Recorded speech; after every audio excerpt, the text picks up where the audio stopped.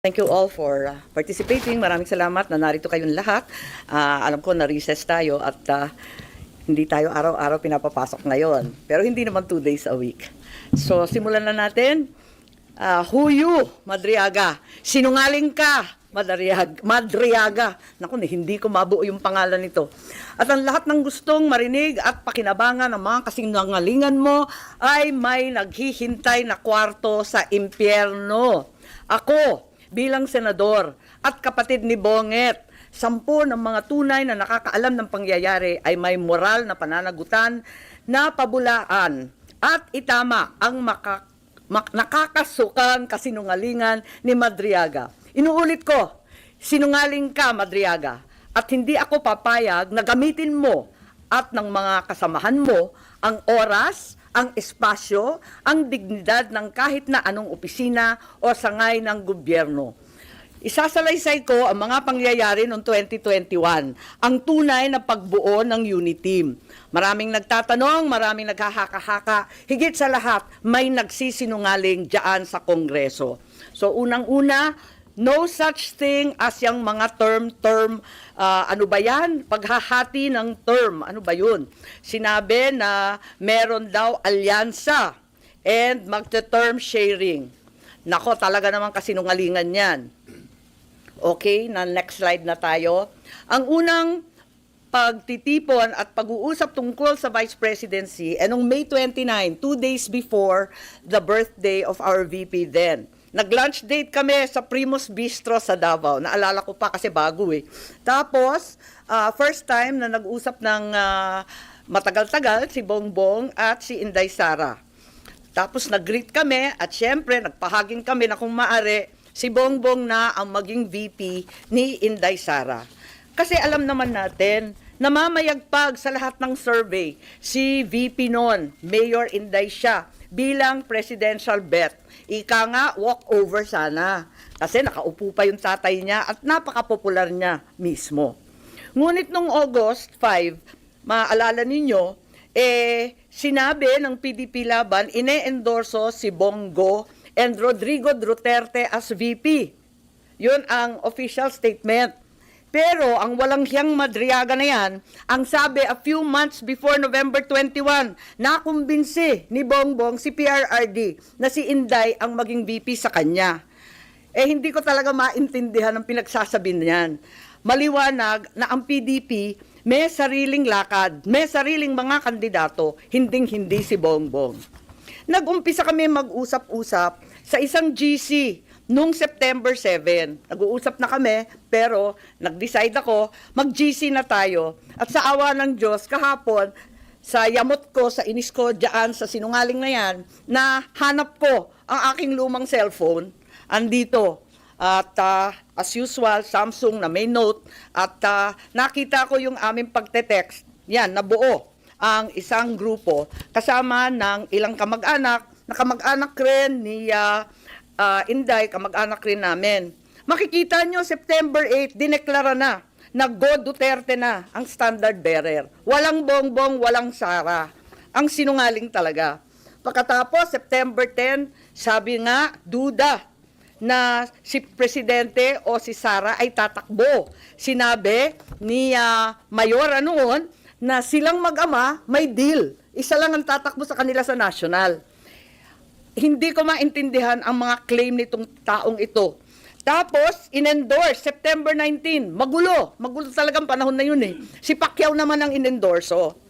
September 28, nag-usap-usap kami sa bahay, andyan si Bongbong, yung kamag-anak namin, si Mike Acevedo Lopez, kamag-anak namin ng mga Duterte. Hindi ko maintindihan, may lola yung nanay ko, na lola rin ni PRRD. Ang sabi, Bongbong will file. Ako to, text ko to, nakita ko eh. He will file October 6 as instructed. Pero sana somebody will file as his VP. Kasi nakakatawa naman, walang katandem. Yun ang pinapaliwanag ko kay VP Sara Mayora noon. Still hoping you will run and he will slide down to VP ASAP. Ewan, ganon.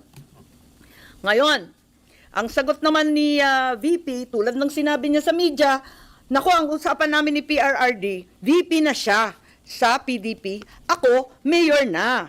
At yun nga ang nangyari. the same day, VP Sara, then Mayor, filed her COC as Davao Mayor. Di ba? Nangyari yon. Pagkatapos, eto, October 6, si Bongbong nag-file candidacy for President at ang maliwanag, mag-isa lang siya. Kasi eto nga, inaasam-asam namin na si Mayora pa rin ang kanyang katandem. Pero itong Madriaga dyan sa Congress, sabi niya na si PRRD daw, sinabi sa kanya noong November 21 na si BBM tatakbo at si Sara ang VP. Anong kasinungalingan yan? October 6 pa lang nag-file na si Bongbong na mag-isa. Kaya magtataka ka talaga. Maalala po ninyo na nung pagkatapos noon, ayan na yung kay Bato. Maalala ninyo, bigla ang pinatakbo si Bato. At para siyang seat warmer lang at ang inaakala ng tao si Bongo at saka si Presidente Duterte ang kanyang VP. Huwag nilang ginugulo ang kwento. Talaga naman maliwanag to. Hindi ko maalala ito pagkat hindi ako sang-ayon. Ang nangyari sa October, pag-file ni Bongbong, pinatawag siya ng PDP sa palasyo. Yun ang totoo. Hindi yung sinasabi ni Madriaga na kaming magkapatid, pumunta kay PRRD para mag-term sharing deal. Walang ganon, walang alam si PRRD kasi nungalingan yun. Ang nangyari, nung nag-file si Bongbong, tinanong siya ni PRRD, tatakbo ka ba? Tapos sabi niya, oo, nag-file na po. Nandun yung PDP, si Alcusi, si Bongo, si Medialdea yata. Wala ako Kasi ayokong pumunta si Bongbong, sabi ko sa kanya, hoy, wag kang pupunta dyan. Sabi niya, nakakahiya naman ang nagpapatawag sa Pangulo. Sabi ko, kukuyugin ka lang ng PDP, pipilitin kayo. Wag ka nang pumunta. Tapos, napakiusapan yata at pumunta siya nung una. Second time, pumunta rin siya. Pinatawag na naman siya kung talagang ayaw niya. Dalawa lang option. Manatili siyang presidente, pero ang kanyang vice president si Bongo, ang buong cabinet hawak ni Bongo. Parang ganun yung kwento. Hindi ko maalala kasi yun nga, hindi naman ako sang-ayon doon sa pagpunta niya. Tapos, yung isang option, Bongo for president, si Bongbong na lang ang vice. Parang ganun ang pinag-uusapan ng PDP. Si presidente, tinatanong ko si Bongbong, anong sabi naman ni PRRD? Sabi niya, wala naman sinasabi masyado, sinabihan na lang akong good luck kung tatakbo ka. Parang ganun. Sabi ko, umuo ka ba o hindi? Sabi niya, ano pang gagawin ko? Di umuo ka. Wala naman siyang imik.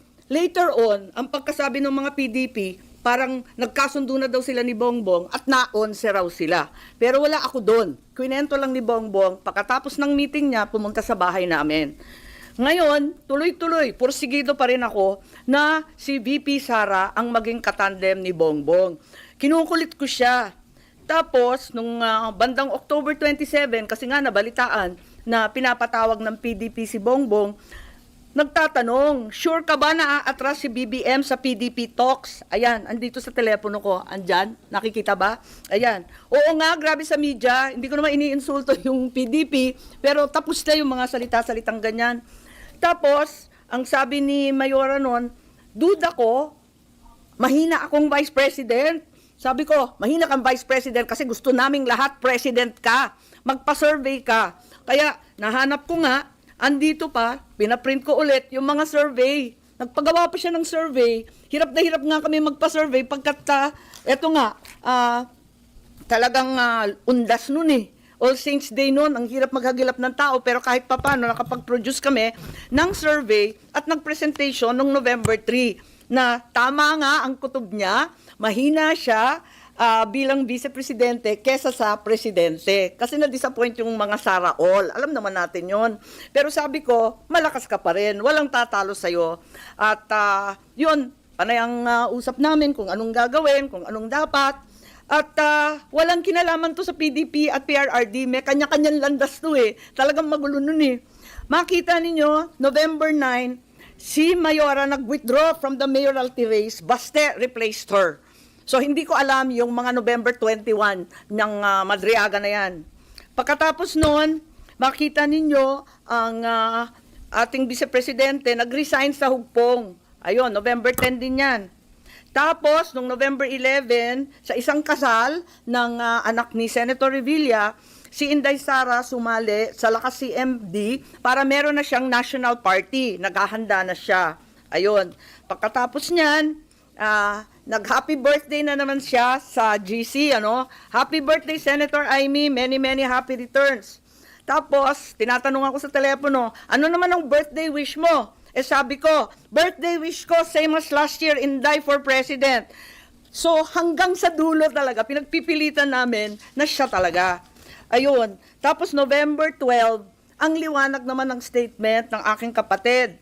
No to possible term sharing. Kaya tumigil ang mga nagchichismis ng kalokohan. Bakit magti-term sharing? Pinipilit nga namin na yung buong term, ang pagiging Pangulo, para kay Inday. Makikihati pa siya. Saan naman kalokohan ng galing yon? This is not a good formula for stability. Tama yon. And the reason why 6 years is there is for the policies of government to continue. Ayan continue. And if we change government, magkakagulo. Ayan. Yan ang statement ni Bongbong, November 12. So, hindi ko maintindihan saan nagmula yan term sharing na kabulastugan na yan. November 13 pa, Go takes over as PDP laban presidential candidate. Talagang walang kinalaman sa PDP, walang alam ang dating Pangulo. Ayan, November 14, very publicly, pikon na pikon si Presidente at hindi niya alam ang pangyayari. Kasalanan po namin yon. Sara did not consult him on her 2022 plans. Sasabihin ko ang rason, di ako makasuporta. Ayan, binabanatan na naman niya. Kita naman natin November 14 na yan. Ewan ko kung saan yung kasunduan na pinagsasabi na kinumbinsi ni Bongbong o kinumbinsi si Bongbong, pati yung sinungaling, nagkabulbul na. I'm sure yung pagtakbo, desisyon ni na Bongbong. Totoo naman, ang kulit-kulit kaya namin. Tapos, November 16, sabi ni Nograles, wala nang Duterte go. November 16 din, talagang nag-iisip na kami ng kampanya kasi pumila na So, doon sa group chat, makikita ninyo, I like unity, power tandem yan. Sabi ko, uniteam. Tapos sabi, only team. Okay, ilabas ko na to. Uniteam na tayo. At doon nagmula yung Uniteam, November 16. Okay? So, hindi ko maintindihan yung November 21, nangangampanya na by November 21. Nako. Pero, hindi pa rin napapawi ang galit ni PRRD, November 18, bumabanat pa rin kay Bongbong. Asan ang pagkakasundo dyan? Tapos tuloy-tuloy na po, November 21, nasa Davao, nasa Mindanao, November 25, tuloy-tuloy na yung mga partido na sumapi. At finally, matagal to December 14, tsaka lang nag-withdraw at umatras si Bongo bilang presidente. Kaya gusto ko lang i-tweet itong mga kabuktutan na mga ito at sasabihin ko lang na pawang kasinungalingan ang pinagbibitaw ng Madriagang yan. Kung meron mang itinuro ang kasaysayan sa isang Marcos katulad ko, yun ay maging tapat sa bayan at sa iyong prinsipyo. Hindi nila kayang sirain si Inday dahil hindi siya gumawa ng ikasisira ng kanyang pangalan. Kaya gagamit sila ng taong wasak na ang pagkatao para subukan wasakin din ang vice-presidente. Oo, inaamin ko, ginamit ako at naging kasangkapan ng isang gobyernong taliwas ang pamumuno sa uri ng serbisyong bayang iminulat sa akin ng aking ama. Ito ang gobyernong nangako na pagpapatuloy ng nasimula ni PRRD, ni Presidente Rodrigo Roa Duterte, ngunit naging simula ng pagbagsak ng ating bansa. Kahit kailan, hindi ko kinonsinti at wala akong balak konsintihin ang kapatid ko. At kahit kailan, hindi rin naman ako tatahimik. Hindi ko hahayaang harap-harapan magsinungaling ang isang tao para matupad ang ambisyon ng iilan at tuluyang mailibing ang ating bayan. Sa korupsyon, sa kasakiman, sa walang saysay na pamumulitika, kahit ngayon sa harap ng malupit na krisis. Bongbong, Pangulong Marcos, alam mo ang katotohanan. Andun ka. Magkasama tayo. Kung hindi mo ito ipinag-uutos, walang dahilan para hindi mo itama ang kasinungalingan na ito. Huwag mong konsintihin ang mga politikong ginagamit ang sinungaling na si Madriaga. Yun lang po. Pero kilala kilala niyo si Madriaga na talagang tao ni VP Sara? Huhi! Sino ba yun? Pero ma'am, doon sa ginawa niyo ngayon na press con, di ba possible na umakyat dito sa Senate yung impeachment case? Hindi kaya ma-question na yung inyong pagiging impeachment judge? Ang totoo, hindi ko maintindihan kung anong koneksyon dito sa impeachment case. Ang sinasabi ko lang, yung katotohanan tungkol sa mga pangyayari noong 2021 na walang kinalaman sa impeachment. Mananatiling akong juror at judge at pakikinggan ko yung ebidensya nila. Pero sa aking tingin, wala naman tong koneksyon at hindi naman yata bawal magsabi ng totoo. Kasi ma'am, doon sa hearing kahapon, iwas na iwas sila na yung mga possible probing question, yung pag-question sa credibility, dahil sa Senate daw dapat pag-usapan yung credibility ni Madriaga bilang testigo. Ang sinasabi ko lang, yung mga claim niya, alam na alam ko na hindi totoo at palagay ko, walang koneksyon sa impeachment. Ilag na ilag rin ako katulad ng ibang senador na mag-comment whether pro or con. Pero sa mga linathala, itong mga impormasyon niya tungkol sa term sharing, tungkol sa kasunduan, tungkol sa pag-uusap at meeting-meeting. Alam ko kasi yan hindi naman totoo. So ma'am, do you think sinong gumagamit kay Madriaga para gawin yung sabi niyo nga pagsisinungaling? Hindi ko alam, maraming ambisyoso ngayon. Maraming buhayang malaya pa rin. So pwedeng may connection sa 2028 yung ginagawang pagsisinungaling? Madriaga. Marahil. Yes? Ma'am, but in raising yun pong mga, sabi nyo nga po, truth, na hindi totoo yung sinasabi ni Madriaga, are you also questioning his credibility bilang witness doon sa impeachment hearing? Ganyang klase bang mga testigo ang ihaharap sa Senado? Mahiya naman sila.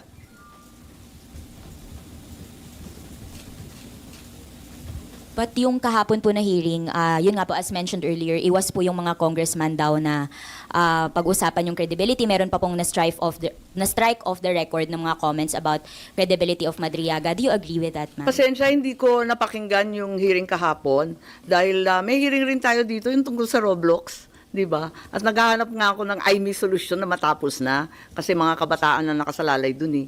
Pero yun nga, binalita sa akin na kung ano-anong claim, dinawit pa yung pangalan ko, dinamay pa kami na hindi naman totoo.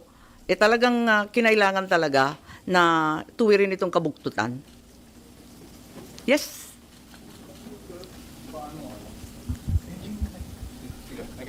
Ma'am, balikan ko lang si Madriaga. Kasi kahapon, nagpakita sila ng mga series of pictures and even videos na talagang, kung titingnan mo, kasama siya sa inner circle ni Vice President before, during, and after. Pasensya, hindi ko na nakita. Tulad ng sinabi ko kanina, unang-una, may hearing ako, marami tayong trabaho dito sa Senado. Ikalawa, nayamot na ako nung kung ano-anong pinagsasabi tungkol sa akin Hindi ko nakita sa madaling sabi. Pero personally, ma'am, you never had any chance of...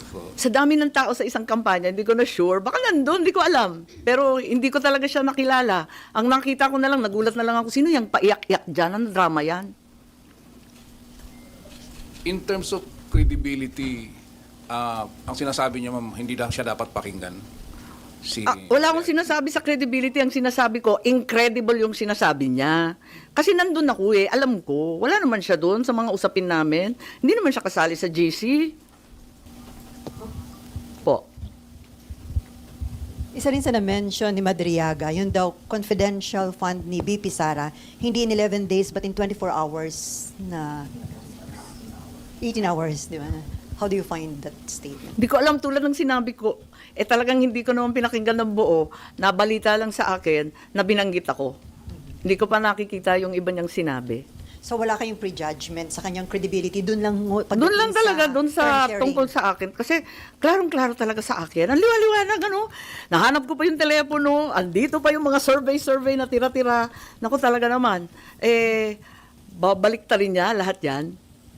So you're appealing to PBBM na sana kung hindi siyang nasa likod nito, itama niya yung kasinungalingan na yun ni Madriaga. Oo, kasi magkasama kami. Alam niya yung totoo. Are you expecting him to say something about that, ma'am? Sana.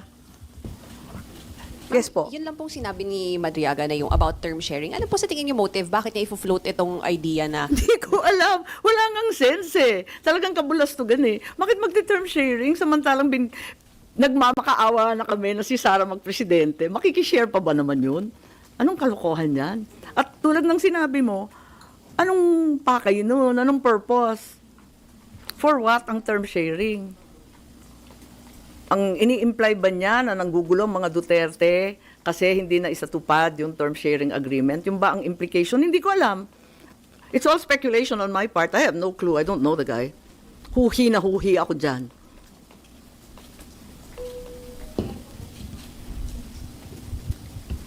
Ma'am, with the questionable statements of Madriaga, do you think dapat i-strike off muna sa records yung mga statements niya and check muna yung credibility niya? Kasi nabanggit niyo na nakakahiya naman kung ito yung testigo na ihaharap sa Senado. Matagal ako sa Congress at alam ko maraming magaling dyan. Sila nang bahala kung anong gagawin. Pero tulad ni Tanya Gaisano Lee na painter, na pinabulaan din yung tungkol sa painting, na hindi siya scholar na taga Laguna, kundi isang tumataginting na Gaisano pa, talagang maraming hindi totoo. Nag-statement din si VP Sara tungkol sa bar exam niya. So, ako, nagdadagdag lang ako ng alam ko. Kung anong gagawin ng Kongreso, nasa sa kanila yan. Saan yung ginagawa po ba ngayon ng HOR dito sa impeachment proceedings? Sa tingin niyo po ba dapat dito sa Senate ginagawa yun? Kasi may presentation of evidences na po and witnesses sa HOR ngayon po eh. Hindi ko alam, may nagsasabi na parang mini trial. Pero Congress has its own rules, may sarili silang patakaran, may sarili silang pinatutunguhan. So ma'am, kapag umakyat dito sa Senate yung impeachment case against BP Sara, pagdating sa punto na yun, i-confront nyo si Madriaga? Hindi ko masasabi yun kasi talagang hindi ko pa rin masalat kung paano yung connection sa impeachment nito eh. Ma'am, dun sa huling part nung ano nyo kanina, may challenge kayo or appeal kay BBM to speak up, to tell the truth po. Ano po yung particular po dun sa, yung negotiations po na i-kontra nyo, ibabangga kay dun sa statement ni Madriaga? Sinabi ko na di ba, yung term sharing, yung November 21, yung mga kinumbinsi, natatakbo. Wala namang kinalaman si PRRD dun. Yung ano ma'am, parang sinabi nyo rin kanina, nag-issue na rin ng statement si BBM na dinideny niya na yung term sharing po dun kanina. Yun ang statement ng 2021. 2021 po. Yan, nasa dyaryo. Oo. Yan po. Ang media rin naman ang naglabas. So sana ulitin nyo ni PBBM. Yun nga, yun lang naman. Ma'am, during the negotiation po, hindi parang si Pangulong Digong blindsided po ba siya? And si BBM all the way alam niya? Wala kaming negotiation kay PRRD. Nabulagta na lang yung matanda. Kasalanan namin yun, totoo. Wala siyang kaalam-alam. May info ko ba kung sinong handler niya? Ni Madriaga? Handler nino? Ni Madriaga. Malay ko. Maen pa. At pakialam ko. Pero the mere fact na aminado siya na kaya niya ginawa ito, nagalit siya dahil kinusuhan siya ng kidnapping ni Ay, wala rin akong pakialam sa Attorney angst Roque, niya. din para masama loob niya dahil mas pinaburan si Roque. Mukhang marami siyang problema. So may motibo siya, ma'am, ba't niya Hindi ko ginawa? alam, marami siyang problema. Hindi ko alam. Hindi ko siya kilala. Ang alam ko lang, yung katotohanan ng mga pangyayari noong 2021 na walang kinalaman sa kasinungalingan niya kahapon.